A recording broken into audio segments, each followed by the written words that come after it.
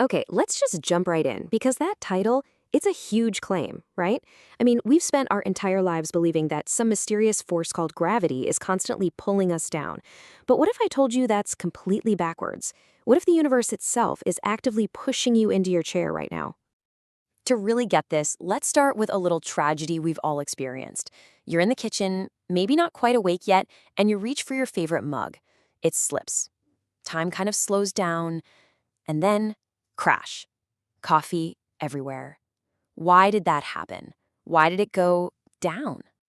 The first word that just pops into your head is gravity, of course. The Earth pulled it down. It's the law, right? Feels simple, feels intuitive, it feels correct. But what if that's just a really good story we've been telling ourselves? This whole explainer is going to argue that the Earth didn't pull your mug down at all. The cosmos pushed it. Now, to get our heads around this new idea, we first have to really understand the classic story. The one that's dominated science for over 300 years. We have to start with the man himself, Sir Isaac Newton, and this idea that gravity is an attractive force, a pull. This is the model we all learned in school, right? Every single object in the universe attracts every other object. The bigger they are and the closer they are, the harder they pull. In this version of reality, the Earth is like a giant invisible magnet, and your poor coffee mug is just a little paperclip getting yanked towards it. Simple enough. And let's be absolutely crystal clear about something. Newton's math is spectacular. It's not just pretty good, it is mind-bogglingly precise. If you want to launch a rocket and land it in a tiny crater on Mars 8 months from now, you use Newton's equations. The numbers are, without a doubt, correct. So, if the math is perfect, why are we even having this conversation? Well, this brings us to the giant, gaping plot hole in the middle of that classic story, the one mystery that Newton could describe with flawless precision but could never, ever explain. And this is the crucial difference. Newton gave us the perfect description, the what. He could tell you exactly what would happen to a falling apple, down to the decimal point. But he never solved the mechanism, the how. How does a big ball of rock reach out across 250,000 miles of cold, empty vacuum to grab the moon and yank on it? What is it using? What's connecting them? And here's the kicker, the craziest part. Newton knew it was a problem. He hated the implication of his own theory. He actually wrote that the idea of action at a distance, of one thing affecting another through a total void, was, and I quote, so great an absurdity that I believe no man can ever fall into it.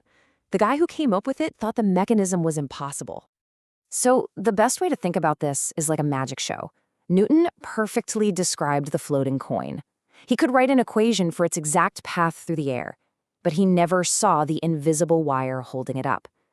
This explainer, well, it claims to reveal that wire. And, spoiler alert, it's not a pull, it's a push. To find that hidden wire, we have to make a huge mental shift. I mean, a really big one. We have to stop seeing space as an empty, passive void. We have to start seeing the entire universe as a vast, hidden, and highly pressurized ocean. This model calls it a superfluid vacuum. Now, I know, that sounds like a total contradiction, right? A vacuum is empty, a fluid is full. But this theory proposes that what we call a vacuum is actually packed with a substance, a medium, and it's a superfluid, which just means it's so perfectly slippery you can move right through it without feeling any friction or drag at all. So here's the crucial takeaway. In the old model, space is just the empty stage where things like planets and stars do their thing. But in this new model, space itself is the main actor.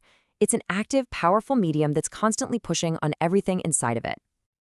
And that environmental pressure, that's the whole key. Once we accept that we're all submerged in this invisible ocean, we can finally understand the actual mechanism that makes your coffee mug shudder on the kitchen floor. Let me paint you a picture. Imagine you're in a swimming pool and you shove a beach ball underwater. The ball's mass displaces the water, right? It pushes it out of the way. Right next to the ball, you've now created a low-pressure, low-density zone. But farther away, the water is undisturbed. It's high pressure. And nature hates an imbalance like that, so that high-pressure water constantly tries to rush in and crush that low-pressure zone.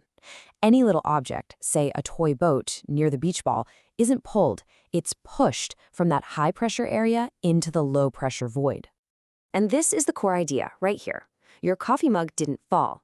The Earth, simply by existing, creates a low-pressure bubble in the cosmic ocean all around it. The vast, high-pressure universe above your mug then squeezes it, shoves it, and pushes it down into that low-pressure zone at the floor. Gravity isn't a pull, it's a cosmic squeeze. But wait, it gets even cooler. If space is a fluid, it can't just be static. It has to have currents and eddies and whirlpools. And this dynamic, swirling quality is what gives us a much more complete and, frankly, more intuitive picture of the cosmos. So think about how this explains orbits. The Earth isn't just sitting still, it's spinning like crazy.